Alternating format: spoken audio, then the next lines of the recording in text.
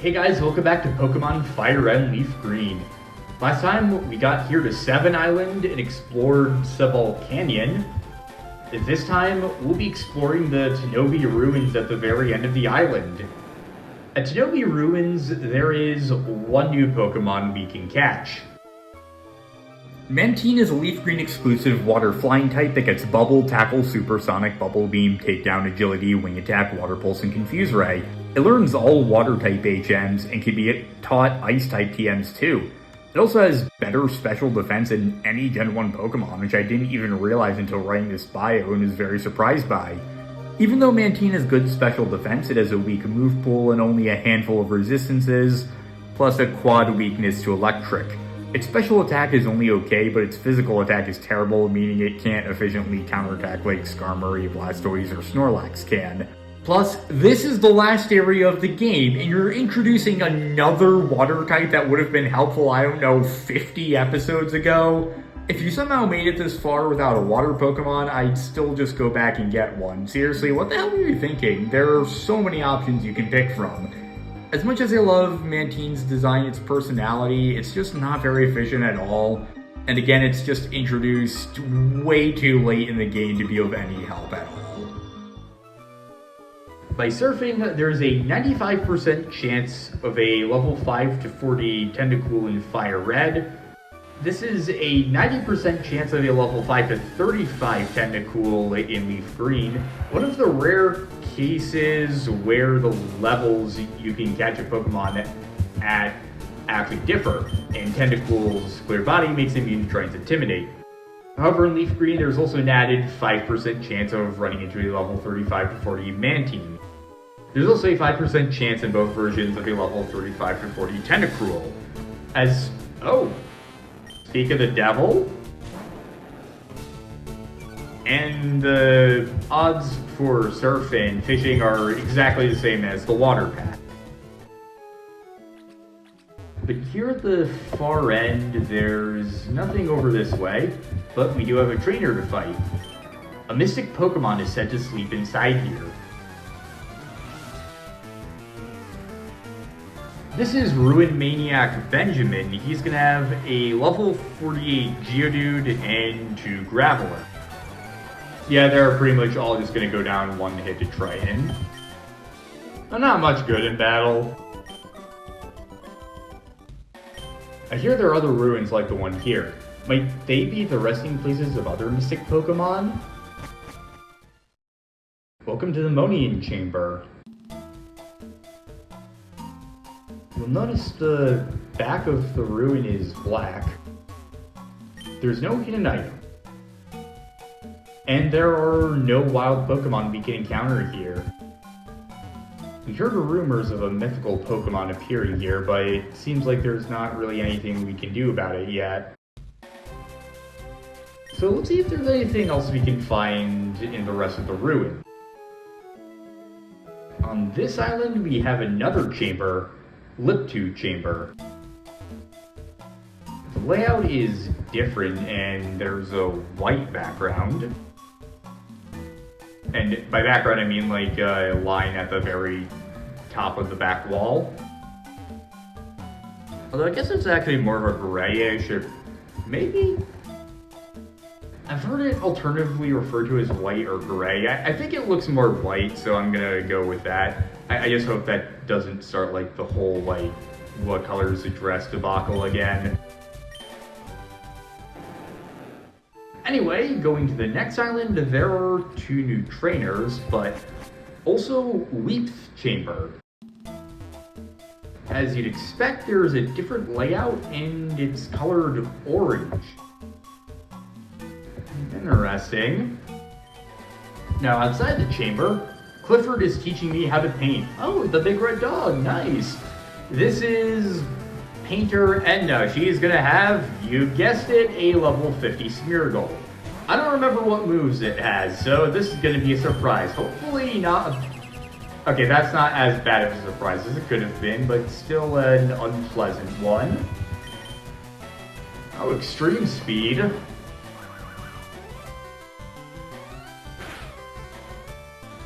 Ooh, critical hit.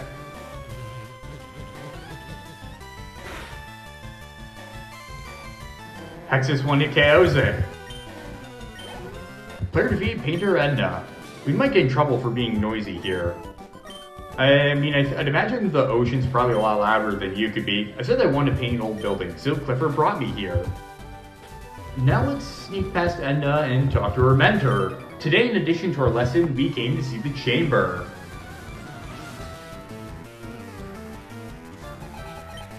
This is Gentleman Clifford. He's going to open up with level 49 Marowak, and he also has a Golduck of the same level. My, how extraordinary. I suppose how cool the gentleman's mustache is. I really like it. Ah, so you're studying Pokemon on your own. Yes, you certainly are quite the extraordinary person indeed. Thank you. Nothing else to find on this island, but we still have some more ruins to find. And as you could guess, there's 7 chambers. Wow, tentacle appeared. Yeah, not interested. Oh, this tentacle doesn't have clear body. Having a Pokemon with Intimidate can show you what ability a tentacle has with that. So it's a good way of discerning which ability you want a tentacle to have. This is the Dilford Chamber.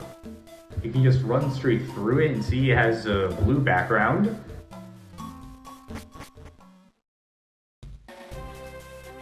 And there is one final trainer in the ruins. Not that there were a lot, there were only 4. Do you know anything about the Stone Chamber? This is Brandon. He's gonna have a level 50 Onyx. That goes down in 1 hit to Waterfall.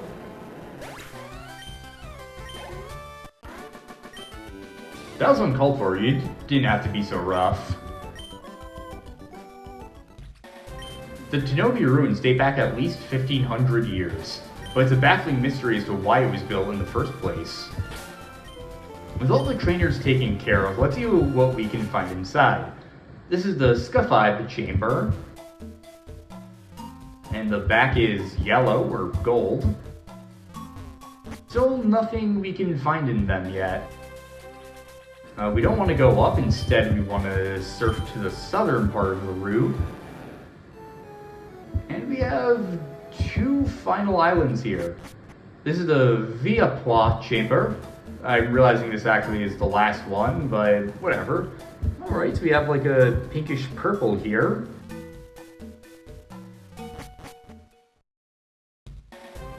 And to the penultimate chamber that we're accidentally going to last, we have the Rixie Chamber. I didn't mean to skip by the eye catch, sorry, Rixie. And has a green background. With nothing else to do, let's fly back to the main town and see if there's anything we can do by Tanoby Key.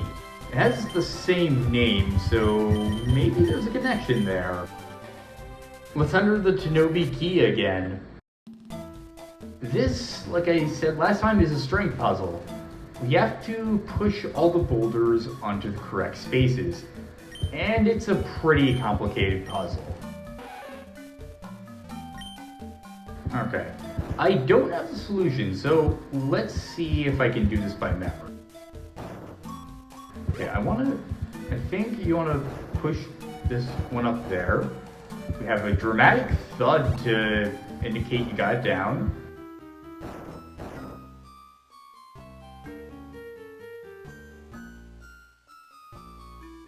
Okay, do that. Wait. I'm suspicious I'm doing something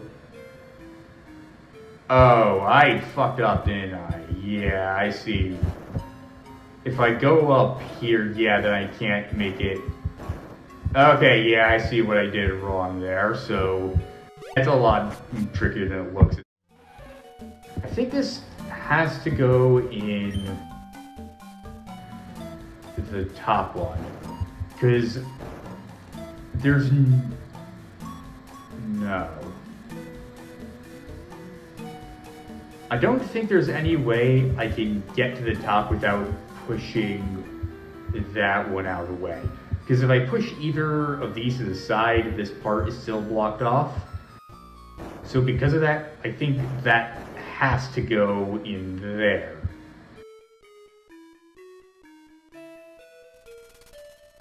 Now the question is figuring out which ones I want to push up here. Actually, if I had to guess, I think this is what it's going to be.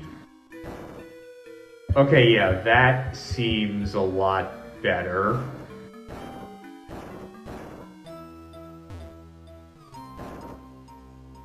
You go up.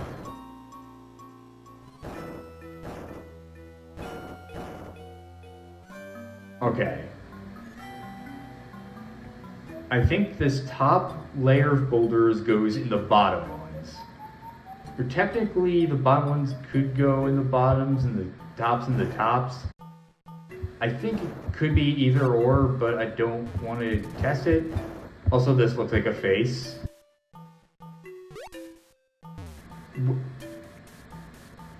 Shit. No, crud.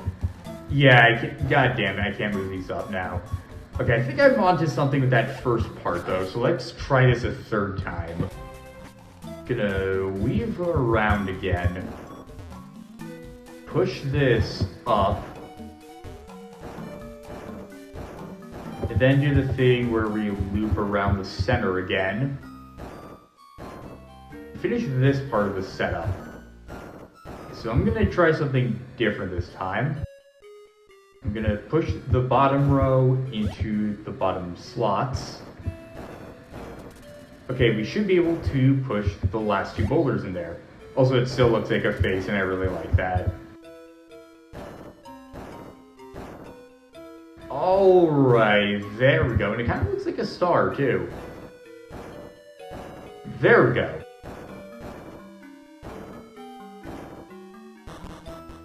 A mysterious rumble echoed somewhere far away. Let's go back to the Tanoby Chambers. I need Rock Smash to get the... God damn it. We will be coming back here, so I'll grab that when we do. I want to know if you can surf through here. Oh, you can. It looks like that might be a little... I thought that would be a little too restricted, or it would... I thought that would be one of those things where it looked like you could get through, but you couldn't. But no, you can. Run away. And now let's go to the Mantine chamber again and see what we can find there. We heard a mysterious rumble echo from far away, so there should be some change.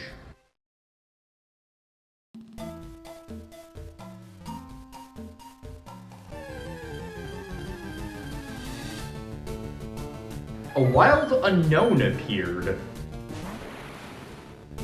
This is an interesting Pokemon.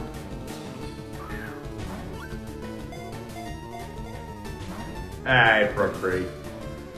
Wild Unown used Hidden Power. Whoop! Oh, okay. It didn't do much to Axis, thankfully. So let's just keep throwing Ultra Balls at it. There we go. Unown was caught. Unown's data was added to the Pokedex. Its flat, thin body is always stuck on walls. Its shape appears to have some meaning. It's called the Symbol Pokemon. I'm naming this little guy Archimedes. Let's head back out and see if there's anything at the other chambers. I hear there are other ruins like the one here. Might they be the resting place of other mystic Pokemon or mythic Pokemon? I didn't exactly read what he said. Okay, Mystic. He did say that there was a mystic Pokemon that was sleeping there, and solving the puzzle in Tanoby Key allowed Unown to appear. Let's go into the Lip 2 chamber now. Again, a wild Unown appeared, but you'll notice it's different. And that has a familiar shape to it. Archimedes was shaped like the letter A, and this guy is shaped like the letter D. You're probably starting to pick up on a theme here, especially since it's called the symbol Pokémon. Diogenes. Box 2 on Mill's PC is full. Diogenes was transferred to Box 3. It's the first one in that box now. So, with that said, let's see exactly what Unown's all about. Unown is the symbol Pokemon. It is a pure psychic type that only learns the move Hidden Power. This is a 15 PP move whose power and type varies depending on the user. Both of them are randomly predetermined based on the user's IVs.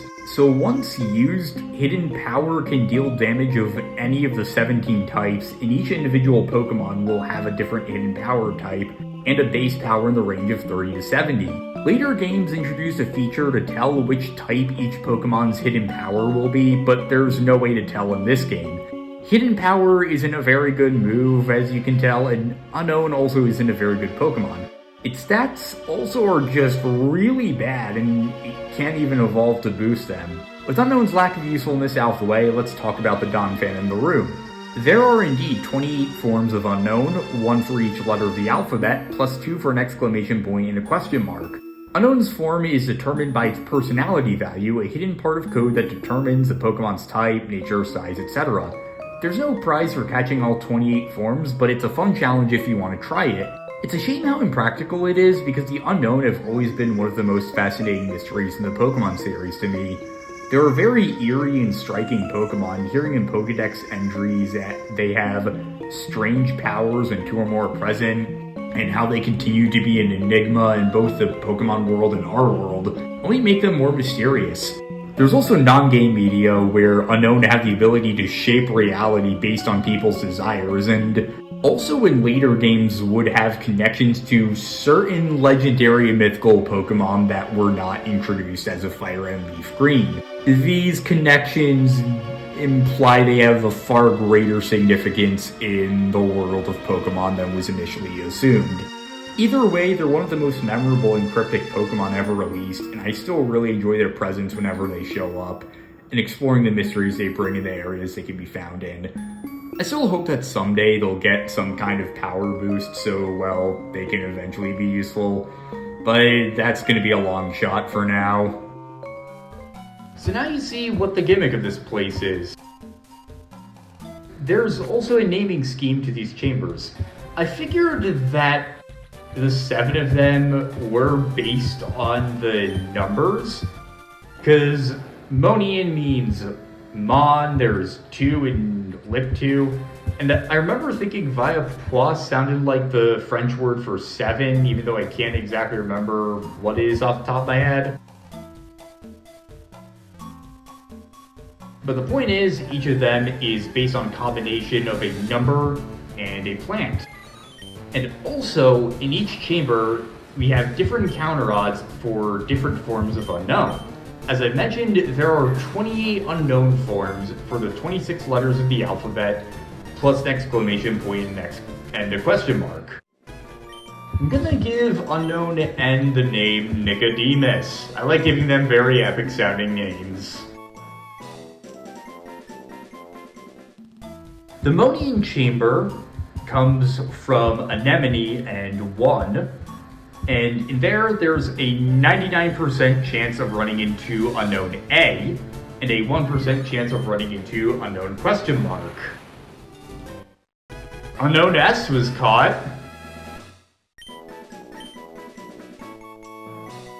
I was gonna name you Socrates, but I also like the name of the place, Samothrace. I know that's where Aristarchus was from.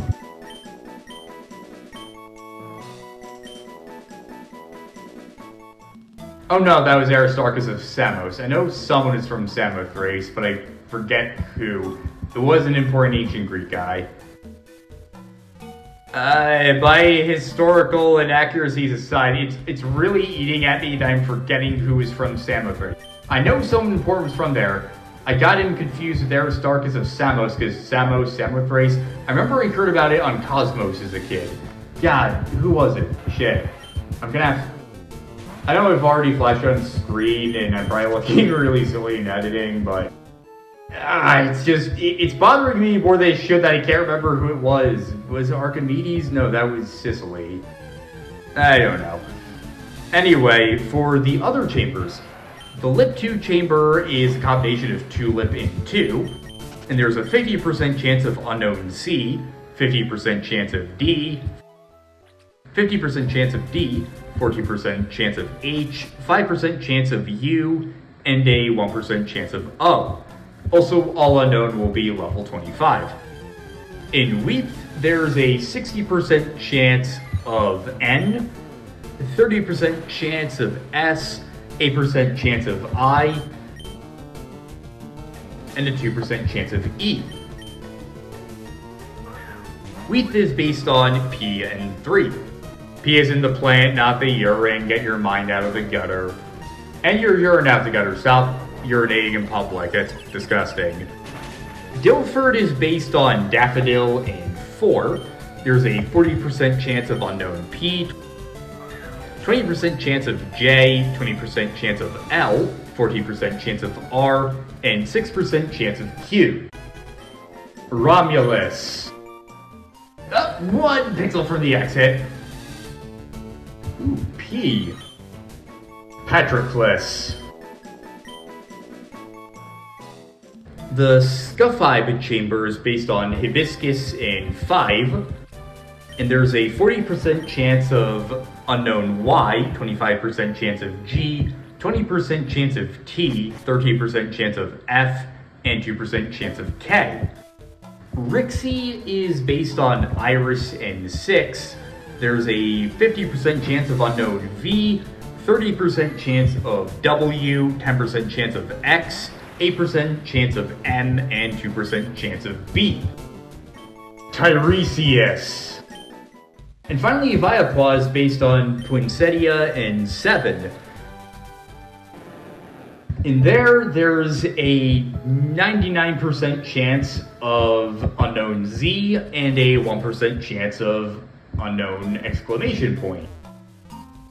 Those are the odds of every unknown in all the chambers. And you may be wondering, exactly what do you get if you catch all forms of unknown? Nothing. In almost every early Pokemon game, there wasn't any tangible reward for catching all forms of the unknown. It was basically just a thing for 100%. Volumnius.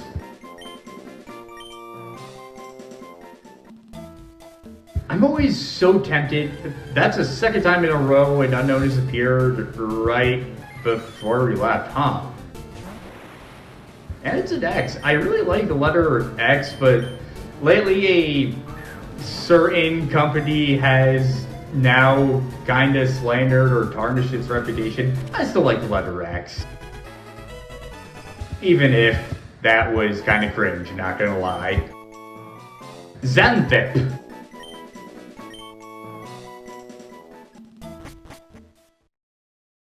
So I'm always tempted to catch all the unknown because I just think they're a really cool Pokemon even if they're basically useless. I've always been fascinated by the lore around them. So that's mainly why I wanted to come here and try catching as many forms as we can. Zossimos. Well, that's at least one unknown from every chamber, and we didn't run into it the very frame before he left, but it was still the tile. So that's how you get the unknown in FireRed and LeafGreen. And like I said, they're not very useful, but I really like the lore around them, and I always like catching as many forms as I can in a Pokemon game, even if the rewards usually aren't very substantial. But we caught quite a bit of them. And we also solved one of the mysteries of the Tanoby ruins. I really like to learn more about this place one day in a future installment. I love the air of mystery around them, the dotted hole, how the islands were formed in 7 days and the ruins date back 1500 years. And somehow the Unown were sealed away with the Tanoby key serving as well the key to accessing them. I really like to know more about this place, and I hope they explore the mystery of it more one day in another game. Unfortunately, I highly doubt that since like the Sevi Islands just haven't reappeared in any other game. But hey, I can dream. With Tanoby Ruins explored, the only area left for us to go to is Trainer Tower on the north side, which is where we'll be going next time. See you guys then.